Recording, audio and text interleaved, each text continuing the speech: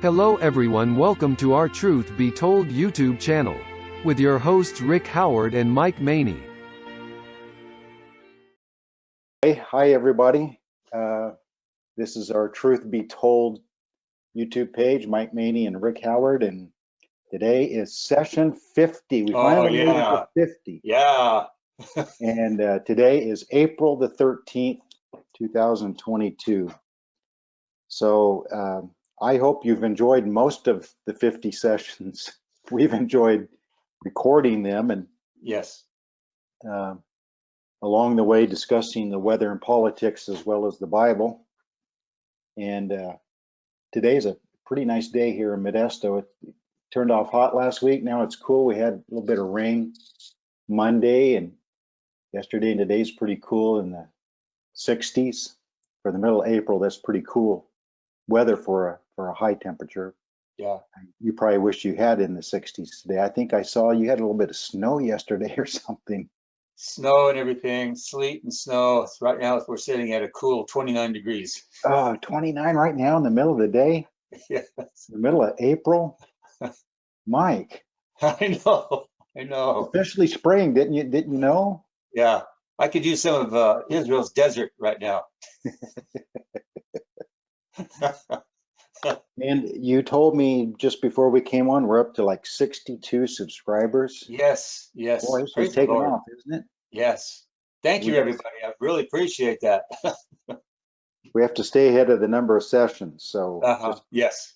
keep promoting us. We may have to, let me see, that's Facebook, isn't it? Does YouTube have a way to boost your awareness to people in some way? You know, No, I don't know. If they do, I don't know if it's free. We'll put it that way. They may have. Yeah. There may be a way, but I think our audience knows by now that we are totally novices in all of this technology. Do you think it's pretty evident? You think? We're not hiding it too well? No, we're not.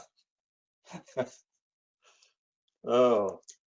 Anyway, it's been about a week since I traveled to Southern California, about 6 hours each way to go to our state association meeting. I think this year was our 90th meeting that we've had. So it started in the early 30s. And the state cooperative Landmark Missionary Baptist Association is meeting this week. I think they're still meeting today in the Arroyo Grande, down close to where you were for the wedding, San Luis Obispo, at that church. And so I hope they're having a good meeting. We had a really good meeting, timely and everything, talking about issues of the overall subject was the challenge of serving God in California. So it wasn't limited to just whether you're going to move out of state or not. It was broadened to include, political issues, financial issues, religious issues, all kinds of things that we face here in California that are not necessarily totally unique to any other state, but usually California experiences those things first, then it spreads to the other states. They're the experimental state. Yeah, so people are moving to redder states, and in about 5 years it'll catch up to them. So I don't know what you do after that. Everything's becoming so global, everything's becoming so national that eventually it's as I said when I spoke at the meeting, that secret Zoom meeting that the Disney executives had a few weeks ago, where they kind of revealed what their true purpose is toward young kids. And they promised to include many more of what I call the alphabet people, genders, and sexes, and all types of self-identification. They're going to include a lot more of those in their future movies and animated things. And so one of my points was, doesn't matter whether you live in California or Oklahoma, if your kids are watching Disney Plus all day, you're bringing the same thing into your living room. Yeah. So you say California's terrible, but you might be taking California with you in many ways. So those are things people need to think about, is how separated from all of that do I want my family to be. I hope the attitude is as much as possible, but we're not going to be removed from all of it. By being salt and light in the world, it means we're going to be exposed to a lot of ugliness. If you hold a steady job, kids go to school, you do your shopping in public places. I mean, we're not, if we're salt and light, then we can't be a commune, totally cut off from everything around us. Right. So we still have to be mixed in. We're in the world, but not of the world. So that's what we have to work out. And so I brought up a point about people, you can use the Bible to prove most anything you want to if you isolate like a single Bible character or a single event. So for instance, you could say Lot should have ran from the fire long before the fire ever came. Okay, so that might be true. But then what about the Apostle Paul? Metaphorically, he ran into the fire and stayed in the fire. Cities like Corinth and Ephesus, really large, wicked, metropolitan kind of cities. And the places he would have to go to, for instance, the city of Corinth, all kinds of wickedness, people coming in from all over the world because of where they're located on the Mediterranean Sea. So where do you go to make your tents? Well, making tents is kind of a stinky, sweaty, filthy kind of work to prepare the material to make the tents. And so you're not going to be in the nicer areas. You're going to be in the fringe areas. You're going to be down by the ports. You're going to be close to the marketplaces where you can sell it. Well, the marketplaces aren't going to be in the nicer areas. They're going to be industrial areas. Yeah, so which means in a city like Corinth, you're going to be making your tents and selling your tents in some of the areas where you're going to see much of the sin of the city. And it's going to be right in front of you all day long. Yeah. So you can't make tents and sell tents with your eyes closed or your ears closed. So you're going to be seeing a lot of the worst depravity of the human race. And yet, Paul put himself in that situation to do mission work. So he was trying to sanctify where he was, and yet where he was, all around where he was perversion of all types. So, it's important to try to get a complete picture of things, not just use like Lot getting out of Sodom, but think about Paul and his mission work. He purposely went to some of the most wicked places of his part of the world, and he stayed there. The two places he stayed the longest were two of the worst, Corinth and Ephesus. Yeah. And yet during his 3 years at Ephesus, probably when most of the 7 churches of Asia were started, as he sent out some of his helpers from Ephesus to the surrounding cities. So, it's a complex issue that we're dealing with. Do you stay in California to be a brighter light because the darkness is greater? Or do you, and as I said, in not trying to preach my lesson all over again, but you read not how wicked just the city was, but how wicked the church was. 1 Corinthians.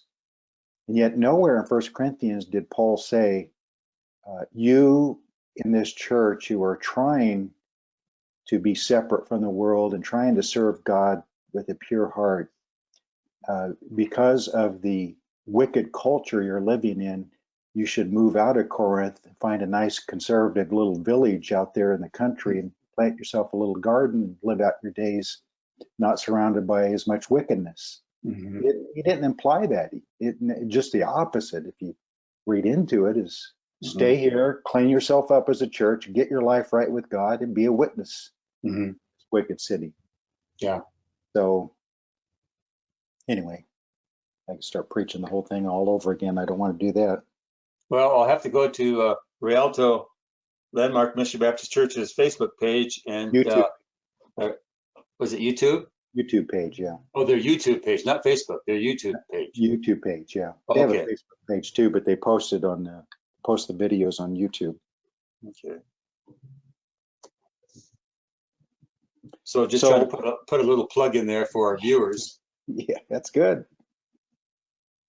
So we finally got Israel to Mount Sinai, and last session we talked about some about the water and the food situation, and we kind of conjectured how that rock could follow them their whole 40 years. Some said it wasn't the rock; it was the water from the rock that followed them, but that'd be a pretty long river, all their travels. Yeah. And so, we conjecture that maybe there was already a holding pond of water wherever the pillar of cloud told them to stop. Mm-hmm. But others at the meeting I attended last week conjectured that, that all of this was miraculous. So maybe part of the extension of the miracle of the water and food was that God also diminished their thirst and hunger so that they would need to eat less to sustain them and drink less water to sustain them. It would still be a lot of water, but I thought that made some good sense, that maybe the whole power of God operating in them was not just in the supply side, but in the need side of things. And so I think there's something to be said for that. Also, if the cloud that led them also shielded them from the intense heat of the sun, then that would maybe help with the thirst Yeah, I mean, that's a situation good too. point. They were exposed to the hot desert sun all day long, and yet that cloud in some way protected them. Now, I know even from living down in Southern California, close by the ocean, it was the cloudy days or the days of light fog that you couldn't see the sun that often you get the worst sunburns, because the coolness of it, you think you're not getting exposed a lot, but a lot of the harmful rays are still coming through. So many people have found that out the hard way, that some of the worst sunburns you can get are on cloudy days. So not just the cloud maybe blocked the sun, but because it was a special cloud, maybe it also blocks some of the harmful rays of the sun. I think that's real possible too. So probably, and what we're getting at is we're probably not extending the extent of the miraculous from God in their whole journey in many ways that we normally don't think of. We could look at it in the same light as the miracles it took to release them. We wouldn't doubt his ability to sustain them afterwards. So the same God from beginning to end is showing his power, because this is part of the problem, is they don't know their God. And so he's trying to show them his capabilities as he's trying to reintroduce him to them, and also warrant their love and their respect and their loyalty to him also. Yes. So anyway, this Exodus 19 that we're going to start into today, we'll probably spend a few sessions in this chapter, because this is a vitally important chapter to the understanding of the whole Bible. I did a studies of what I called in the New Testament key chapters or vital chapters of the New Testament, and there were, I think I ended up with 15 chapters that were vital to the subject they're dealing with. Some were as simple as 1 Corinthians 13 on love. So if you can, the whole large subject of love, you're going to have to look at 1 Corinthians 13. Or it could be as complex as the resurrection. So 1 Corinthians 15 is one of the pivotal chapters. That's the actual title. I called it pivotal because everything pivots on that chapter about that subject. Or it could be election. So you're looking at Romans 9 through 11. So I included those. Certainly on the Holy Spirit and the church and everything. Acts 2, I included that. So just chapters like that regarding the subject of the covenants. I included Galatians 3 and Ephesians, I think 1 through 3, the whole 3 chapters. But anyway, my point is that if I did that kind of study on the Old Testament, pivotal chapters of the Old Testament, Exodus 19 would be included. It is that important. Mm-hmm. And so we're going to just camp out here for a few sessions. It really can't be overstated, the importance of it. Because what happened here, they struggled with throughout the rest of the Old Testament and the New Testament. Yes, they This, did, didn't they? the giving of this law is what would either bless them or curse them for the entire duration. Let's read the first 6 verses, if you wouldn't mind reading those, Mike. Yes, I am reading out of the Old King James. I think we can handle it. Okay. First 6 verses. Yes. In the 3rd month, when the children of Israel were gone forth out of the land of Egypt, the same day came they into the wilderness of Sinai. For they were departed from Rephidim and were come to the desert of Sinai and had pitched in the wilderness, and there Israel camped before the mount. And Moses went up unto God, and the Lord called him out of the mountain, saying, Thus shalt thou say to the house of Jacob, and tell the children of Israel, You have seen what I did unto the Egyptians, and how I bare you on eagle's wings, and brought you unto myself. Now therefore, if you will obey my voice indeed, and keep my covenant, then you shall be a peculiar treasure unto me above all people, for all the earth is mine, and you shall be unto me a kingdom of priests and a holy nation. These are the words which thou shalt speak unto the children of Israel. Well, first thing I want us to notice is that the timing of it.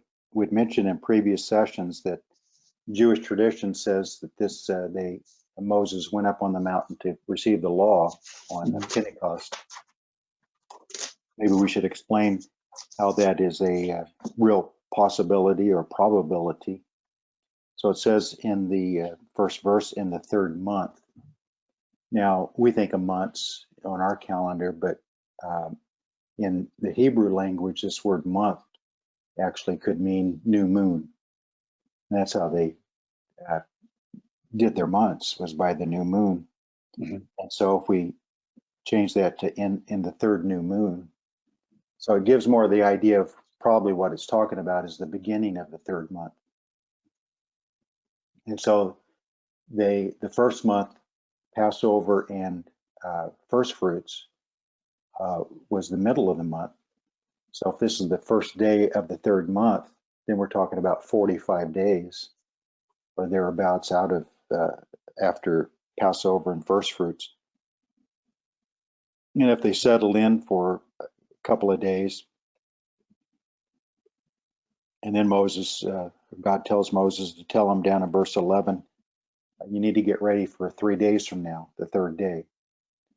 So it'd be real simple to get to 50 days. Mm-hmm. And I think that it's probably true. So, I think that's kind of an interesting point. Both first fruits and Pentecost were always on a Sunday. That's another, I think, good little point to bring out, is that 2 of the 7 holy feast days of God were always on a Sunday. Now, the others were a date on the calendar, so they would change days of the week. But these 2 would always be on Sunday. And I'll prove that real quick, just in case anybody questions it. In Leviticus 23, where it talks about the feast of the Lord, you go down to verse 15, and it says, you shall count for yourselves from the day after the Sabbath, from the day that you have brought the sheaf of the wave offering, 7 Sabbaths shall be completed. Count 50 days to the day after the 7th Sabbath. Then you shall offer a new grain offering to the Lord. So it's the day after 7 Sabbaths.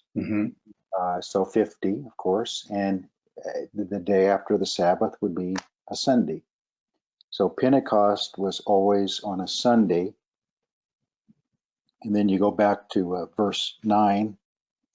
The Lord spoke to Moses, saying, speak to the children of Israel and say to them, when you come into the land which I give to you and reap its harvest, then you shall bring a sheaf of the first fruits of your harvest to the priest. He shall wave the sheaf before the Lord to be accepted on your behalf. On the day after the Sabbath, the priest shall wave it. So first fruit was always on a Sunday. And so you count 7 Sabbaths and add a day, the next day after the Sabbath, and both of these are on a Sunday. So that's just kind of another way, because once in a while you'll come across someone who says that Christ rose on a Sabbath, or he rose before 6 p.m. on that Saturday evening, and it was not on a Sunday. But 1 Corinthians 15:20, a couple of times in 1 Corinthians 15, it calls Christ the first fruit. And the first fruits was always on a Sunday. So just that simple little connection just kind of proves that point without hardly any doubt. Now, it could have been any time after 6 p.m. because that was the next day for them. Probably was because, it could have been, we don't know exactly how long after 6 p.m., but we do know Mary Magdalene and a couple of women arrived before sunrise the next morning, and he was already gone. So, we think of it had to wait till sunrise, but he was already gone at sunrise. I think what's interesting is if he had risen shortly after sundown, making it into the 8th day or the Sunday, and yet by sunrise, when he and Mary were in the garden, he said, touch me not, for I have not yet risen to my Father. I've ascended to my Father. So if he had of, there was several hours in there where he hadn't finished that bit of business, as it were. So I was wondering, what was he doing? I'm just throwing that out there because I really don't know. I thought you had an answer. No, I don't. Maybe our viewers have an answer. We have a comment section for anyone to express their comments. Yes. Answer. So they come to, it's called at the end of verse 2, the mountain. Back in chapter 18 and verse 5, it's called the mountain of God. So this is Mount Sinai. And they've been out of Egypt for almost a couple of months. And what is he doing with them in this chapter? He's building a holy nation, isn't he? He's started first with blood, so they were saved from death, and then they went through the water, were separated from Egypt, is a picture of our baptism separating us from this world. And they had the Spirit guidance the whole time, and the Spirit brought them to this mountain at Pentecost time to formalize kind of the structure of their house, to operate as a literal nation in a literal land. So God is investing himself into them at this mountain. In Numbers 10 and 11, if I read that right, let me turn over and read it real quick. Numbers 10, 11. Now it came to pass on the 20th day of the 2nd month in the 2nd year that the cloud was taken up from above the tabernacle of testimony, and the children of Israel set out from the wilderness of Sinai on their journeys, and the cloud settled in the wilderness of Paran. And so they left just not quite a year. They were there at the mountain, just right about a year. That's a long time just to stay camped there. Yes. But as we'll find out, and many people think Moses only went up one time, but he went up multiple times up and down that mountain. And there was a lot of laws to go over, to teach them, to share with them. And, so it wasn't like they had a whole lot of copyists making copies right away. Mm-hmm. So however, all the many 613 laws based on the 10 laws, based on the 2 great laws, however, that was disseminated to them, partly word of mouth, partly appointing elders to help Moses, partly, no doubt, in written form, various ways. They were made aware of all those laws before they entered the land. And so God just wanted them to kind of just stay put there for about a year. I kind of compare this to our country and Great Britain, and how that we were living under their law for X amount of years until it got almost impossible to continue in that way. But in order to form our own nation, we needed a constitution. We needed a set of laws to form a new country. And so I like what you said a minute ago, that he was really forming a nation here. And a nation needs governance. They need a law, a constitution, something to guide the corporate. And so that's what we're seeing here. Before they even entered the land, they needed to have a constitution, as it were, to go into the land. Yeah, we'll be talking a lot about the law of Moses over the next number of sessions, and it's a really confusing, complex subject to a lot of people. Mm-hmm. How much of it's still in effect? Is it over us in any way? What was its purpose? A lot of different opinions about that. But one purpose of it was simply for them to operate as a nation in a particular land. So you need laws on how citizens should operate as a nation in a land, so there are penalties involved, there are blessings involved. They were a church state nation. In other words, a sacral nation, meaning that the religious laws and civil laws are blended together. So we don't have that in America. Thankfully so, because man in himself, we've seen nations try to operate that way the last 2,000 years with Christianity. Christianity becomes the state religion. And so if you believe wrong, then you receive a civil punishment. And so the Anabaptists were in pretty tough shape because of that. Yeah. Because they were hardly ever in charge. Mm-hmm. So if you didn't sprinkle your babies, you were punished. Mm-hmm. If you didn't hold to the priest being able to absolve you, forgive you of your sins, and you went directly to Christ for forgiveness, you were punished. So just God wanted Israel to operate that way because he was not just their God, he was their king. Mm-hmm. But they didn't do such a very good job of operating according to God's laws. Well, I like what Brother Winkleman said at one of our conferences. It was in his message.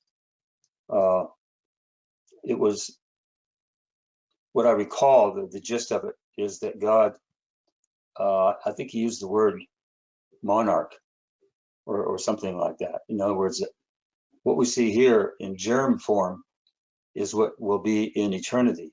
It's a theocracy. Yeah, theocratic kingdom. Yes. Yeah. He's developing a theocracy as their form of government. Mm-hmm.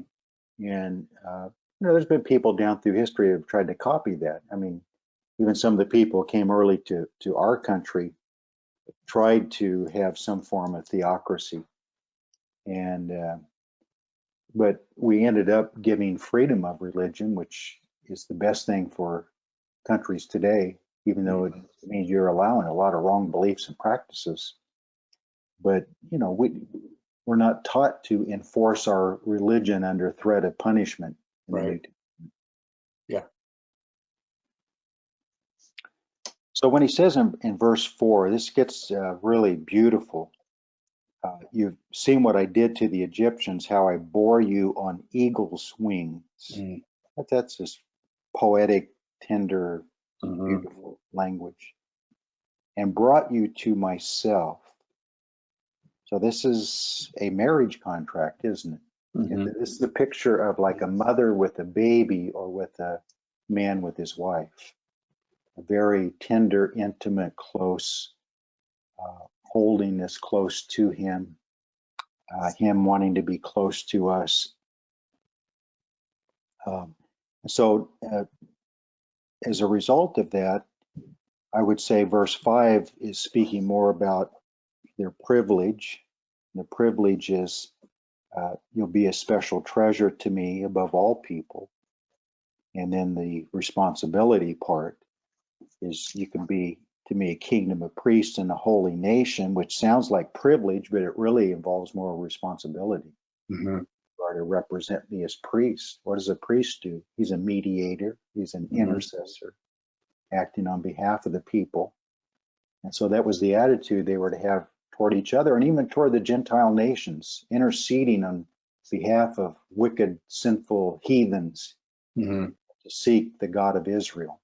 They were to be a light to the Gentiles. To them, yeah. Yeah. So they were going to be it's interesting, God wanted them to be a separate people, which is what the word holy nation means, holy, kadosh. Our New Testament word hagios, that we get holy or saints or sanctified, sanctification, all from the same root word, means set apart. So it's interesting, he's bringing them to a piece of land to where they're going to be surrounded by heathen nations, both on the land part connected to other nations, and on the water part, other nations coming to them on ships, coming into contact with them.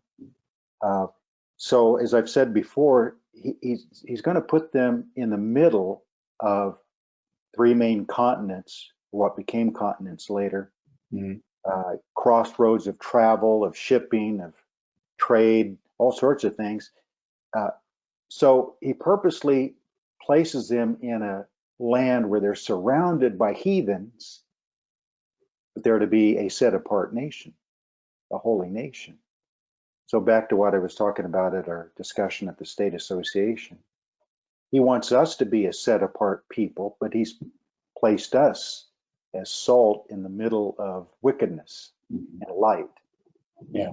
And so we're not to remove ourselves to the point we have no witness to those around us, but we're not to become so involved in their lifestyles, practices, that we become like them. So he's trying to do the same thing with Israel. Yeah. Have you noticed on a flat map how that Jerusalem is in the center of the entire earth? Sure is. I've noticed that many times. You get a big flat map of the world, and there's right there, dab in the middle is Jerusalem. Amazing. Say even God in His creation and the separation of the nations, and of the continents, everything. He made sure that even on a map, it's Jerusalem centric, and prophecy and the Bible is Jerusalem centric. And Jerusalem is going to be the center of things in the millennium. Yes. And then the New Jerusalem is the center of things forever. So yes. So it just, it kind of enlarges itself in the future as the prophecy is fulfilled. But even just on a simple flat map, that truth is there, isn't it? Absolutely. I wanted to look at verse 5, particular Hebrew word. I'm sure you've studied it out. and it's a beautiful word. I would encourage our viewers to look into it in more detail. Does the old King James says you shall be a special treasure, verse 5, or I forget the wording. A peculiar treasure. Peculiar people, yeah. See, peculiar is much different in modern English than it was in King James English, isn't it? Mm-hmm. Interesting thing about that word peculiar, though, I mean, we think of it as like meaning odd, and people do see us as odd, Yeah. but that's not the meaning of the word as King James translators used it. They actually borrowed it from a Latin word, pecus, P-E-C-U-S, and it was used in Latin. It simply meant like a flock of sheep. It could mean like a herd of cattle too, but as far as Israel is concerned, it mainly meant a flock of sheep. So that's interesting that a peculiar people is God's flock of sheep. So I like that idea. But the reason it can mean a flock of sheep or herd of cattle or something like that is because it is your unique possession. You own it and nobody else does. So that's why it also, the word behind it can also mean a special treasure. But peculiar people is also then brought over into the New Testament, as we know. But this Hebrew word translated special treasure or peculiar people is segula, S-E-G-U-L-L-A-H, and it's Strong's number 5459. So you can just look it up in good Hebrew concordance and follow its meaning. But this is the first time it was used in Scripture in Exodus 19 and 5. And I want to look at some of the verses it's used in, because it means more than just your personal possession, although it does include that, but it carries the idea of a special treasure within all of my possessions. Mm. So in other words, when the Lord says at the end of verse 5, for all the earth is mine. Okay, so he possesses the whole earth, but the promised land is a special treasure within the larger possession. And then the people of Israel is a special treasure within the larger picture of the entire human race. So God is sovereign over all of it, but then he has a treasure that is even, it's kind of like when Jesus said in Matthew 13, in the parables, Matthew 13:44, I think it is, the kingdom of heaven is like a man seeking the treasure in the field. Mm-hmm. To get the treasure, he bought the whole field. Yeah. The field is the world. So Christ paid the price for the whole world in order to get the treasure that's hidden in the field. Mm-hmm. And I think that is the core idea of segula, this Hebrew word, is that God is sovereign over it all. God possesses it all, but there is something very special within the whole that's even more dear to his heart, that he works more directly with, that he chooses to bless to a greater degree his own special people and land. It must include the land. So this is where it's first used, but then let's look at a few verses in Deuteronomy where it's used, and maybe you follow along in the Old King James, and I will in the New King James, and we'll kind of compare maybe the wording. But Deuteronomy 7 and verse 6, that famous verse there, Deuteronomy 7 and 6, for you are a holy people, a set apart people, sanctified people, to the Lord your God. The Lord your God has chosen you, so there's election, to be a people for himself, a special treasure, there's segula again, above all the peoples on the face of the earth. Mm. Now, was the Old King James, it doesn't use special treasure, that is peculiar people. Special people. Mm-hmm. A special people? Mm-hmm. Okay, so in one place it translates it as a peculiar people, and here Mhm. as special people. But it's the same Hebrew word. Yeah. And then in 14:2,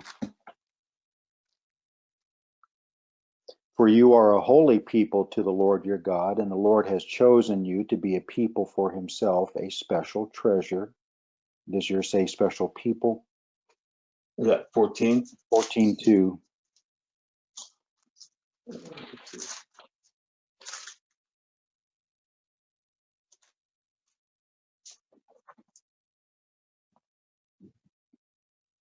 Peculiar. Now they're back to peculiar. Back to peculiar. That's Yeah. a peculiar thing to do. Yeah, it is. Well, they had subcommittees apparently, and one like peculiar, one like special. A special treasure above all the peoples who are on the face of the earth. And then in 26:18, What do you want to guess? They went back to special? we'll see. 26:18. Also today, now the word today is used a lot in the book of Deuteronomy, and it doesn't mean that particular 24-hour period, but it means every day. Every day is today. Mhm. Today, if you'll hear my voice, harden not your hearts, as in the day. Yeah. Today is the day of salvation. So it's just talking about each and every day. Mhm. So an ongoing. If it's today, let it be the day you proclaim the Lord to be your God. So today, the Lord has proclaimed you to be his special people. There's Segula again. What does yours say?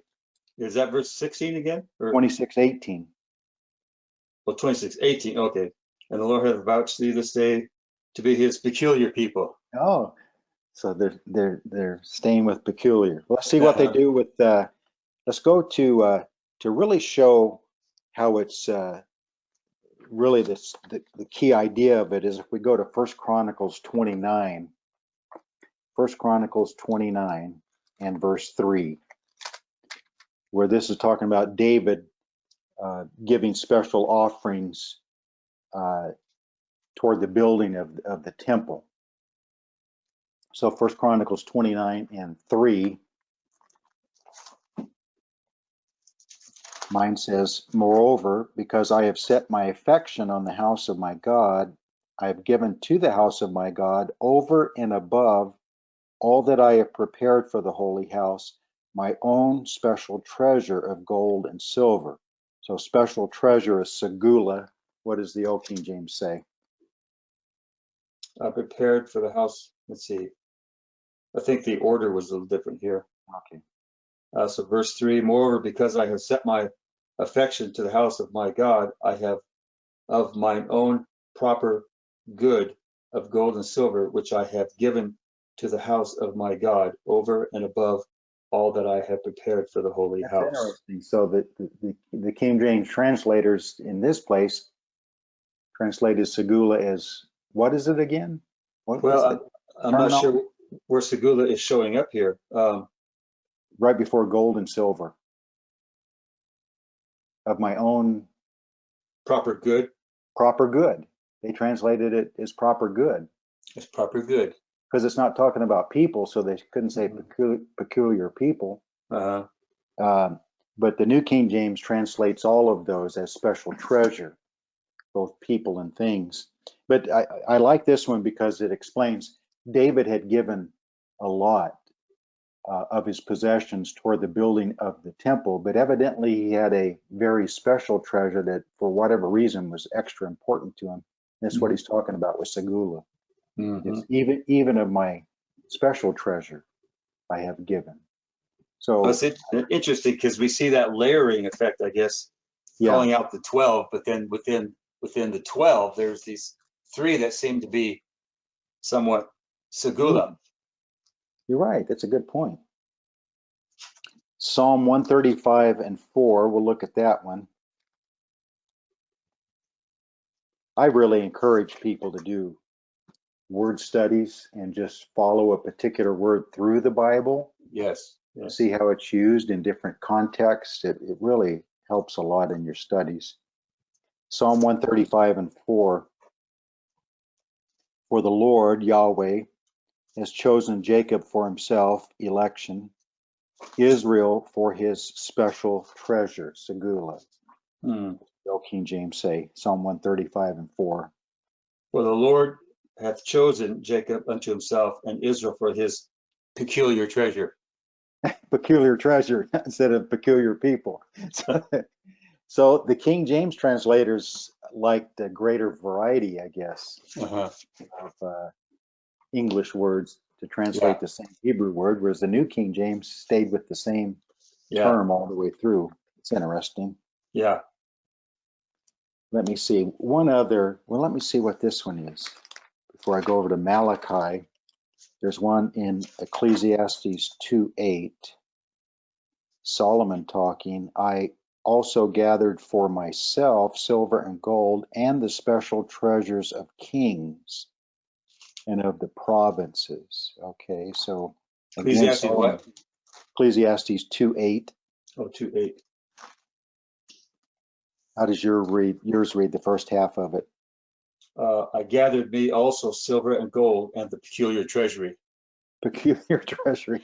Well, they like that word peculiar, making it hard for us to pronounce it. And then in Malachi, so the whole Old Testament ends with this idea of segula, of the king's special treasure, in Malachi 3:17. And this really is like an Exodus 19:5 kind of verse, where he draw you to myself, marriage relationship or mother-baby relationship.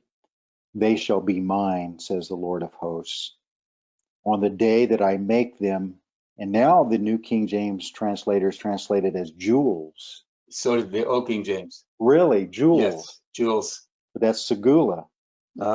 And they do have a footnote in the New King James. It's literally, it means special treasure. Did yours have a footnote? I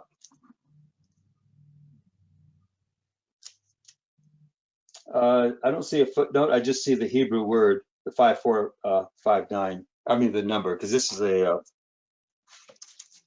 study Bible. Oh, okay, so it has the Strong's number. The Strong's number, yeah. Yeah.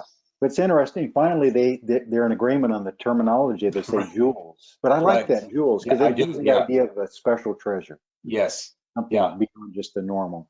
Yeah. And of course, that this whole idea of special treasure, kingdom of priests, peculiar people is brought directly into the New Testament, isn't it? Yes, it is. Very familiar. Of course, different, it'd be Greek words there. It'd be the Greek word peripoiesin, what is used in Ephesians 1:14. So let's turn over and read that. Ephesians 1:14. But it's just segula brought over into the Greek. Ephesians 1:14. Who is the Arabon, the earnest. Earnest. Old King James says earnest. New King James says guarantee. We would call it a down payment, guaranteeing the full payment later. Right. Of our inheritance until the redemption of the purchased possession. Yeah, Old King James, same thing. Says? But that's simply peripoiesin, which is the same as the Hebrew segula. So we would say this might mean our glorified resurrected bodies, but it also might mean the corporate idea, the purchased possession, the peculiar, the flock of sheep that belongs to him. Because the same writer writes in Ephesians 5, Christ loved the church and gave himself for it. So that also includes this idea of purchased possession. He purchased the church with his own blood, Acts 20:28. Yes. So this special treasure, this peculiar people, this called out to be separate from the world people. So I think the thought here is more the corporate idea than the individual glorified body, which is, Yeah, they're both connected to each other, of course. yeah. And I see it on two levels. One is the corporate or the institution, as a whole, right? Mm-hmm. And then those that partake of it or fulfill their obligation or responsibility within the whole, because we know that not all of the Jews embraced the covenant, even though they were part of the corporate. They rebelled against it. They fell away. Same thing with Lord's churches. As an institution, it's the modern day Israel, if you will, the Israel of God. But within that corporate, there's going to be many who will fail of their purpose, their calling.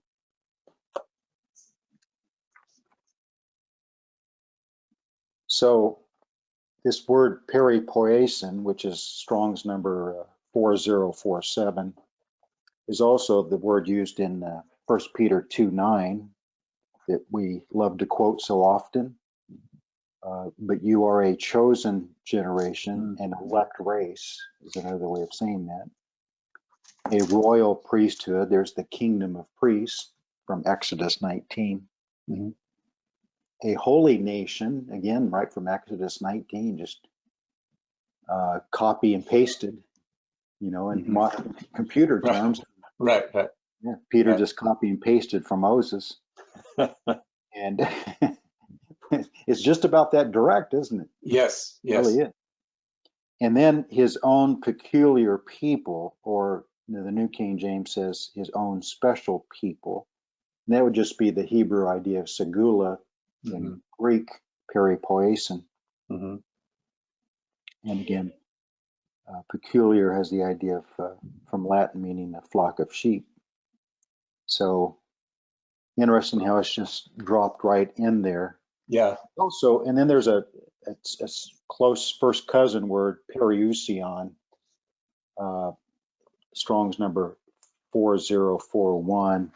And that's the word used in Titus 2 that we like to look at, of verse 14, about Christ, who gave himself for us that he might redeem us from every lawless deed, purify for himself his own special people or peculiar people.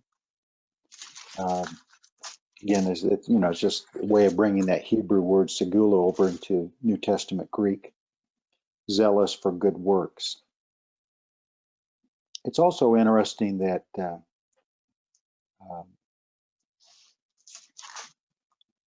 in Titus 2, what did I just read? Verse 14, yeah. 14. So it's always interesting to me how Hebrew words are brought over into New Testament Greek carrying the same idea. It's good to study both. And Well, we're really studying the root and the branch, aren't we? the root and the branch.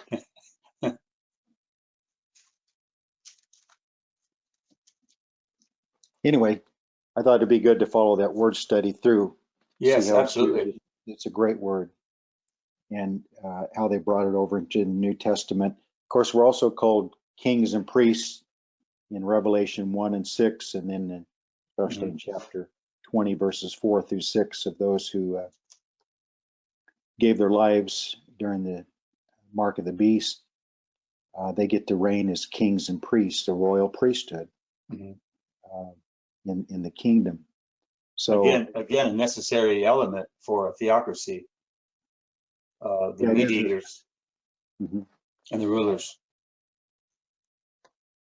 I like what I read. I forget where I came across this, but we are to be priests.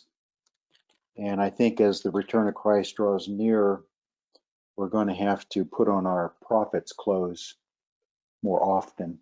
And not, so we, as a pastor, we mainly think of ourselves as priests, acting on behalf of the people before God, acting as intercessors and mediators and all of that. But we're also to be prophets. And somewhere I came across one time, I like this description. A priest is one who is constantly interacting with the people in the temple, tabernacle. He's bloody. He's offering the sacrifices. He's accepting animals from the people, bringing them to the altar, making all those trips back and forth between the laver and the altar, walking around that mud and blood. So just a really active, interactive with people, interacting on behalf of the people before God, physically exhausted at the end of the day. Mm-hmm. But the prophet is standing alone on top of the wall with a trumpet. Mm. But both are necessary, aren't they? Mm-hmm. Yeah. And I really think that we pastors are going to have to be that prophet, trying to look out there on the horizon, being able to warn our people of dangers to come, and not just be so busy operating as a priest that we don't see the enemy coming in to do us harm. Yeah, blowing the shofar. Yeah, exactly. So this Exodus 19 verses 5 and 6, we would call this New Testament language, or we could just do the opposite, reading those verses in the New Testament, say, hey, this is Old Testament language. Yes. But when you think about it, it's maybe you have some thoughts on this. You read Exodus 19 verses 4 through 6, and it seems to be Abrahamic covenant language or New Covenant language more than Mosaic covenant language. Mm-hmm. Because the relationship part of it is really built on the Abrahamic covenant. Yes. The grace through faith covenant, the unconditional, where he put Abraham in a deep sleep, and God alone walked through those animals, basically saying, I'm going to get this done no matter what, no matter how much cooperation I get from people. Mm. But in the Mosaic covenant, that little word in verse 5, if, see, that's the heart of the Mosaic covenant, isn't it? Conditions. Conditions of obedience, curses for being disobedient, blessings for being obedient. So, Galatians 3 talks about the law was added 430 years later. Added to what? Well, of course, to the Abrahamic covenant. And then there are verses that speak about it was taken away, removed, abolished. And we'll get into all that in the future, what all that might mean and to what degree are we to follow those laws today.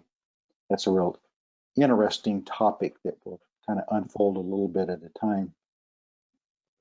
But the idea that it was added, and I think that's why in these verses, it's New Covenant or Abrahamic covenant kind of language, but he's getting ready to add a lot of conditions in the law to God dealing with them. And so he adds this little word, if you will indeed obey my voice and keep my covenant. And then, of course, the people. So verse 7, Moses came, called for the elders of the people, laid before them all these words which the Lord commanded him. Then all the people answered together and said, all that the Lord has spoken, we will do.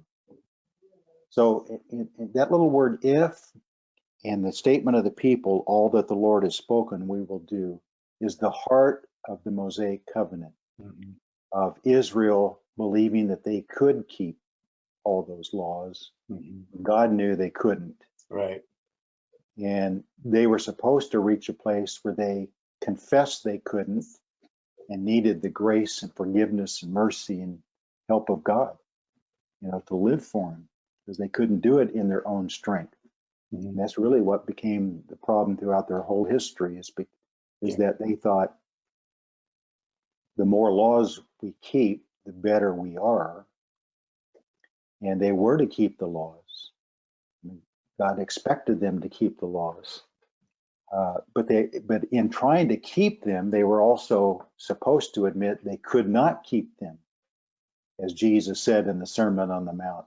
You only thought you were keeping them, but I say to you, if you have hatred in your heart, you've broken the commandment not to kill other people. The ones they didn't want to keep, they stuffed inside a tradition. Yeah, they did, didn't they? They added their own tradition. Yes. So Moses in verse 7 is acting more like a prophet, because a prophet represents God to the people. Whatever God says, you speak to the people, no matter whether they accept it or not. So that's the role of a prophet. The role of the priest is kind of the opposite of you're representing the people to God. And kind of like the good cop, bad cop. Good cop, bad cop. Mike, the way your mind works. I know.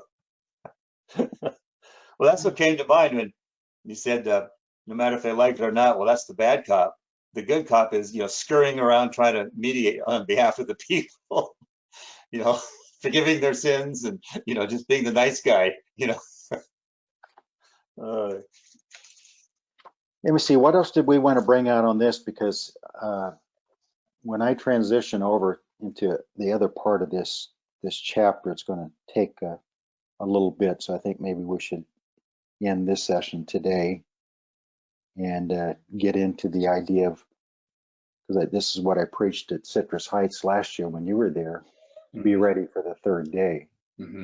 All that entails. That's a pretty large subject to open up here. So we'll do that next time. And I have actually quite a bit from this chapter to deal with. One of the sermons I preached from this chapter when I was doing the series through it is God's lawful assembly. From this idea of them assembling, or the congregation, the word congregation or assembly, often used in the Old Testament of them, is one of the main words is kahal, Qahal, from which the New Testament then turns it into the Greek ecclesia. And so we'll deal with that a little bit. We'll deal with what does it mean to be ready for the third day, and what does the trumpet in verse 19 have to do with this? In verse 16, the trumpet in those two verses are speaking about them as a nation then at Mount Sinai, but very, very pregnant with meaning prophetically about the return of Christ. Yes. And the role of those trumpets on the third day, right? Yep. Start of the third day. Yep. Yep. So we'll have to jump into all that in the next session or two. Anything else you want to bring out on this? I know Exodus 19 verses 4 through 6 are a favorite of a lot of people, so maybe I don't want to miss anything on that. If something comes to mind, maybe in the next session, I'll maybe jump in there. But okay, I'll try to work on how you can share the screen on GoToMeeting so that you might want to share some visuals. The only thing that jumps out just off the top of my head is in verse 6. It started out that they would be a kingdom of priests. As time went on, he seemed to keep narrowing the field. And so finally he gets down to just one tribe. But I think his original intention were that they were all to be priests or intercessors, especially over their own family, like we see in Job. But then he exchanged the firstborn of every family for the Levites. Of course, there was, I think, 273 left over. And so they had to pay a tax or and that went into the temple treasury. But yeah, that's the only thing that comes to mind is just God. Yeah, it's interesting how God narrowed it down, because remember that one time Moses said, I wish to God that they all had the Spirit, that they all prophesied, that they all, that it be on all of them. Yeah. And so God had a desire for the whole nation, but to show how the whole nation would not really follow him, he did have these ways of narrowing it down to show that it was always going to be an elect remnant within the whole. That really practiced what God wanted. Yeah. Wow. A good session. I hope our viewers really appreciated this session here. It's just getting really, really good. Segula. Walk around saying we are Segula. Where's Segula? That's not a pasta meal. That's a special people. Okay, I'll be sending this link over to you. Let me stop the recording. How do you want to? What kind of send off do you want to leave people? Well, thank you for viewing, and it's just going to keep getting better from here. And tell your friends and have them subscribe. Maybe next week we'll be up to like 68. Well, let's hope so.